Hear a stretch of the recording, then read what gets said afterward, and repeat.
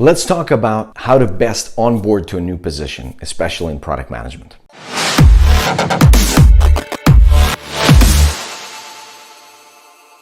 What is going on, everybody? Welcome to another video. My name is Alex. If you want to know about product management, business, and how to get into the top tech companies, make sure you subscribe, hit the bell icon so you don't miss anything. Today, we're going to be talking about a question that has been asked to me many times over and is extremely important. That is how to properly onboard. What is the best way to start at a new organization, especially as a product management? This guide is specifically for product managers, but a lot of it is applicable to really any new job in tech. It's extremely important. A lot of the times when you start at a new company, be it a startup or a top tech company or anywhere in between, there's a lot of effort that goes into the hiring process, into the seeking of the applicant's status, into the interviewing process, the onboarding sort of physically and practically, get you your equipment, make sure you're set up with the accounts, make sure you're ready to work. But then a lot of times it ends there. Even at the top companies, it's very difficult to know exactly how to properly onboard, how to not get imposter syndrome or how to get over it, how to actually be productive in the most effective way, how to get ramped up. In other words, how to go from the stage of you're new at this company, you don't necessarily feel like you know what's going on, to you know everybody, you know the projects, you know what needs to be done,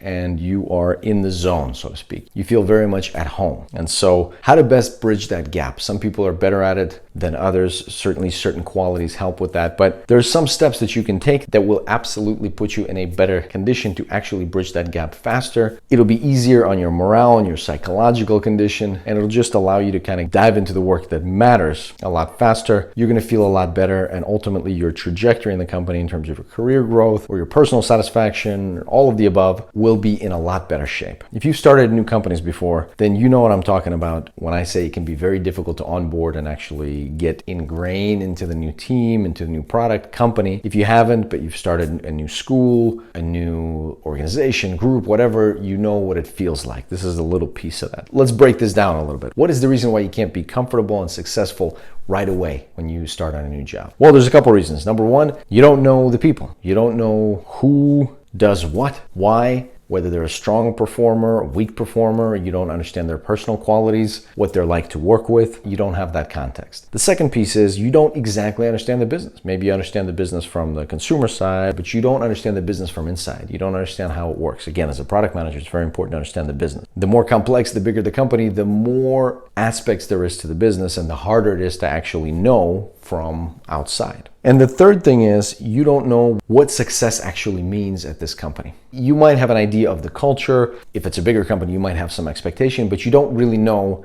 what it takes to succeed at this company. And especially if the role is new to you, this situation is compounded because you don't necessarily know what it takes to succeed as a product manager. You don't know what it takes to succeed at this company specifically, what the success factors are, and all of that stuff is compounded. So let's address all these issues. To get to know the people, of course, the most common thing that people say is set up one-on-ones, get to know everybody. As a product manager, you should start to sort of set up relationships and meet as many people as possible. In general, this is good advice, but let's make it a little bit more action-oriented. When you meet new people, I recommend that rather than just meetings, setting up one-on-ones, and especially check-ins like weekly, bi-weekly, or monthly, meet people with a specific purpose. Take the time initially to understand what little piece of the project or what little surface you want to work on, or you want to improve, or you want to understand, and come to the different people that you may want to meet with specific requests. Of course, one half of the conversation is, hey, tell me about your work. What's important to you? What are you working on? And what do you plan to be working on? Anything that you want to share with me? Yeah, that's one of it. But the other piece is, hey, I'm working on this thing, or I am starting to explore this surface. What can you tell me about this specifically? How can we collaborate on this? Come to people with a specific agenda. And sometimes you will not have an agenda on the first meeting, and that's okay. But I would recommend that you meet with people that are close to you. Think about it in concentric circles. So it's your manager. It's very clear that you and your manager understand each other. Your manager is going to be your ultimate gateway to success in most companies, most mid-sized to bigger companies, which is generally what we're talking about here. So as you start talking with your manager and the other folks in your immediate group, you can have a few conversations that are just to check in, but then as soon as possible, try to switch to this action mentalities. Like, what do you need done? What little thing or area are you trying to make progress on that these people could potentially help you on, or you could collaborate with them on? So keep that in mind. Now, the second piece to that is that when you're thinking of communication, it is extremely important for you to be able to have clear, transparent communication with your manager. You should not have a relationship where you're not saying something or the inverse happens. There should be extreme clarity. And what do I mean by this? When you're going up for performance review, which in a lot of companies it's every 6 months or every 12 months, but there's usually an official process. You want to be on the same page with your manager. This is not a place where you want to be hoping that you're on the same page by the time performance review comes out. You should always be very clear. Check in multiple times a week. Make sure you develop a guide. Here's what I'm exploring now. Who do you think I should talk to next? What do you think I should be working on? What little project can I take on to try to get a feel for what's actually going on here? Rather than trying to understand the whole thing, the entirety of the company or the product or the unit or the organization, try to understand a little piece of it. What little project can you start, take on, or maybe even try to understand first and foremost? And that project is something you're going to need to get clarity on with your manager. Make sure you're both clear about what you're going to be working on. And the second piece is that project is what you're going to be talking to all of these other people that are around you about when you have check-ins with them. So it's not just a conversation, tell me what your work is like and what are you working on. It's actually more like, this is my area. Can you tell me a little bit more about this? Or what do you think of this? Or is there an area of your work that overlaps with this project? So we've got two keys so far. Number one is don't just pointlessly check in with people every now and then, but have a purpose to your conversations. Number two, have an open, direct, transparent communication with your manager. Extremely important. Your manager is about 80% of your eventual career growth at most mid to top tech companies. And let me actually back up a little bit here. There's a step zero here. When you're coming into a new company, product, team, organization, step zero is making sure that you've picked the right team and project that goes with your interests and your expertise. You've also picked a team, the members of which you actually want to get to know better. Ideally, you're not walking into a new team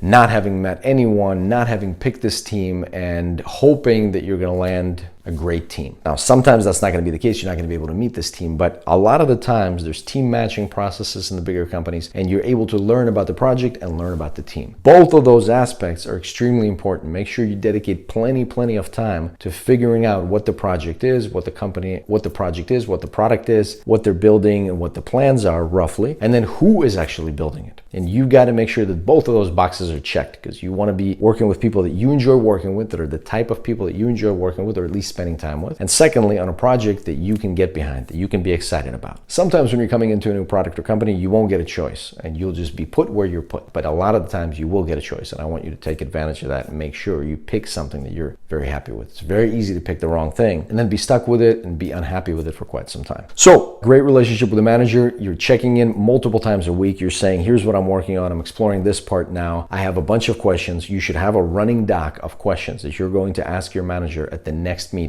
And you should always be populating this doc. You're the one who's expected to actually maintain this doc. So when you come into a meeting with your manager, you should have a list of the things that you've done, the questions that you have, the areas that you're exploring, and your plans for the next week. The next point that we covered was when you're meeting with these new people and you're building these new relationships, you're not just speaking to everybody, you're being more thoughtful about who you speak about what. And you make slow concentric circles out from your immediate area of influence, from your manager to maybe your colleagues, to the engineers, the UX, all the different folks that are working nearby, geographically and ideally project-wise. Depending on what your project is and how big the scope is, then you can start to explore other areas and meet people that are a little bit outside of your core group. But don't hurry into that. Don't hurry into meeting everybody in the company that maybe has very little correlation with your project or product, or maybe has some overlap, but you don't actually understand it because you're too new. The third thing is, I almost can't believe that I have to say this, but please ask questions when you don't understand something. This is extremely important. You can have a list of questions that you have, and you can preface it sometimes by saying, this may be a very basic question, but what about this? First of all, 30% of the time when you're asking these basic questions, there's going to be other people in the room that have no idea what is being talked about. They've just been there a long time, and so it would actually be quite embarrassing for them to ask. And even they should ask and not feel embarrassed. But since you're new, during the first month, 2, 3, during that first time period, people expect you to ask questions, and so there's There's no question that you can ask that will be too basic. So feel free to just ask everything. The next tip is not to spread yourself too thin in too many directions. It's very easy to start digging through manuals and paperwork and going down trails of documents and reading all these different things about different topics that start to have less and less to do with your exact project and certainly your little corner of it that you're starting from. Resist that temptation. All that stuff is going to come into place. Give yourself a reference doc where you're adding all the links that you eventually want to explore. Just tell yourself that you're going to put all the links there in that document and eventually you're going to go through them, but don't take the time to go too deep into them. Of course, you should be reading documentation, but again, I would recommend that you develop a base, something that you understand, some little area that you can feel more comfortable in. And it's actually much simpler to become an expert in a little area. Even if you're brand new, even within the first couple of weeks or couple of months, you can already know a lot more about a little area, a little piece of your product than almost everybody else because you're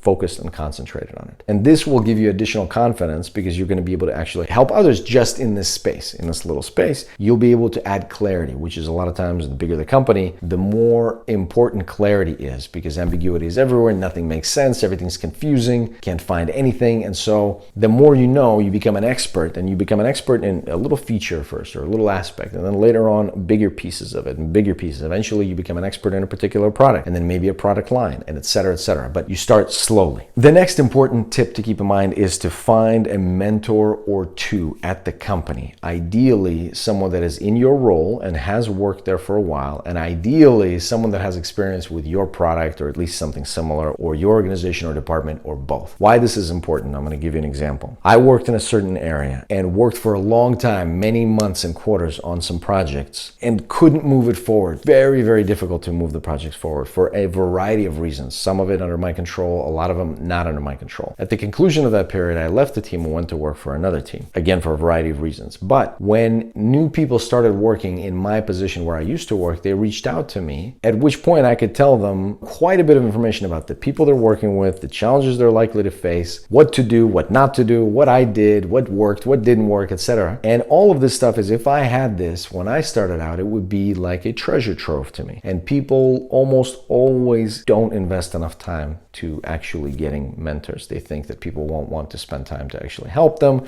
They think it's too complicated. Sometimes that's the case, but if you reach out, especially again in the bigger companies, most people will talk to you. If you just tell them, here's the situation, you should be able to find people. As a general rule, people want to help each other. And so it is very important and completely underutilized for new people in a company or organization to come in and not really know who to talk to. And it is very important to have somebody that has done what you're doing or has dealt with a team or organization that you're working with or the product and can give you a point of view on that from inside the company. Also, it's very important to have someone to speak to that is not necessarily in your direct team to talk about a particular situation. What's the best way to handle this presentation or this document or this interaction? It's very helpful to have someone you can talk to, and it definitely pays to develop those relationships. And of course, when the time comes, you'll be able to help that person, you'll help others and pass it on and so forth. Quite honestly, because it feels good. It just feels good to help other people. If you can help someone shortcut and cut 3 months and a lot of frustration, why wouldn't you do it? It sort of makes your own investment. So when I'm thinking about trying to assist people to come to me for help, I think about it as, well, I put in the time investment and made my mistakes, but now my investment can save you time, and that means that I didn't invest my time in vain. So it actually is a win-win. About imposter syndrome, just a quick word. It's really not worth the time to think about it. Almost everybody feels the exact same way. Almost nobody knows what's going on at the bigger companies. So become an expert as soon as you can in small pieces. Start small and build momentum. Don't try to take on too much at the same time. You're not going to make it. You're going to burn out. You're going to be even more frustrated. But if you start small, make concentric circles out as you meet people, as you start to influence others, you will be a lot more successful. Be open with your manager. Make clear goals, clear outlines, and you own that relationship. Meet people with specific action-oriented agendas, something that you can help them with or they can help you with. Start small, start on smaller projects or pieces of projects and build out from there to develop your confidence. Find and develop mentors and relationships within the company that can help you make faster progress or avoid past mistakes. And I guarantee you that you're going to have an easier time onboarding, and you're going to skip a lot of the frustration that a lot of other folks unfortunately have to endure. If you enjoyed the video, as always, make sure to smash the like button and of course subscribe if you haven't already. A large part of you have been watching these videos but not subscribing, so I encourage you to please subscribe, hit the bell icon so you don't miss any of the new videos. Of course, let me know in the comments if there's anything else you want to know, any questions. I respond to every comment. Thank you very much for watching. I'll see you next time.